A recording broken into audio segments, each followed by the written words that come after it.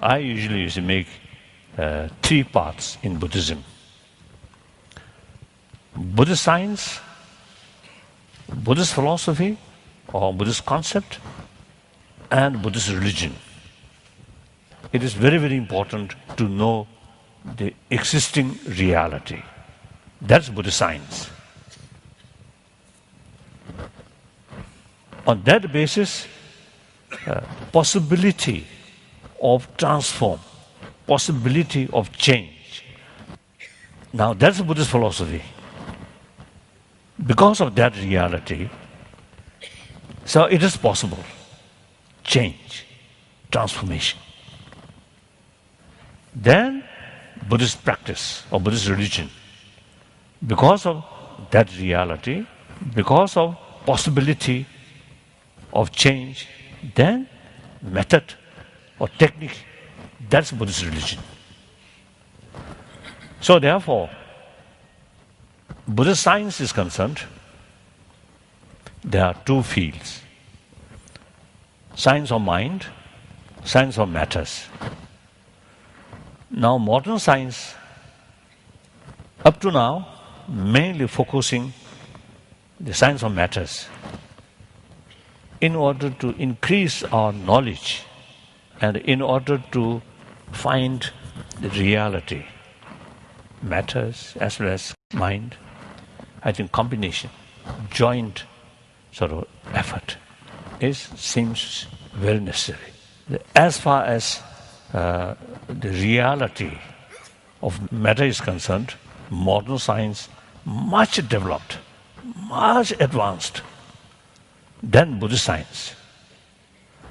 The science of mind is concerned, Buddhist science much advanced. So modern science can learn useful information from ancient Indian science of mind. The main purpose of meditation is transformation of our mind. So another powerful mechanism transform our emotion is reasoning, conviction, not just a single-pointed mind. In order to increase the ability of reasoning, study is very, very important. For example, impermanence. Yes, meditation of impermanence is very essential. But simply, you see, thinking, oh, everything are changing like that. And a single-pointed mind on that, effect, I think limited. So using reasons and various objects, including our mind, matters, minds, everything changing. So that very obvious change possible because of subtle change there.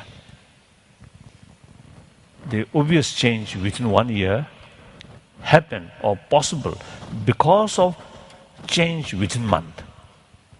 Months change possible because daily change. Daily change possible because of change within hour, within minute, within second. So ultimately, all these obvious change happen only on the basis of momentary change. If momentarily not changing, then obvious big change will not take place, cannot take place, isn't it? So it's using impermanence, one subject, different reasons, look different angles, different aspect, then you get firmer conviction than just a single-pointed meditation on impermanence. Clear?